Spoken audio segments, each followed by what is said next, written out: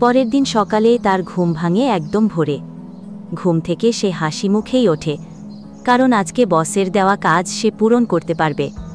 এতে প্রমোশনও পেতে পারে ইমতু। তারপর ইমতু অফিসের জন্য রেডি হলে ব্যাগটা মনে করে হাতে নেয়। বিল্ডিংয়ের সিঁড়ি দিয়ে সাবধানতার সাথে সে নামতে থাকে এবং নেমে পৌঁছায় তাদের বিল্ডিংয়ের সামনের রাস্তায়।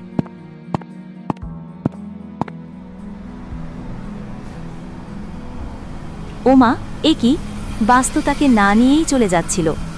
পরে সে বাসের পিছু নিয়ে বাসের পিছে পিছে দৌড়াতে থাকে, কিন্তু এই সময়েই হয়ে গেল একটা অঘটন। মুহূর্তে অন্য একটা বাস পিছনের সাইড থেকে এসে তাকে মেরে চলে যায়। আশেপাশে মানুষ সবাই তাকিয়ে দেখছিল।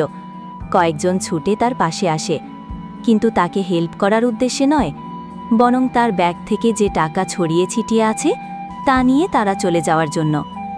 এইভাবে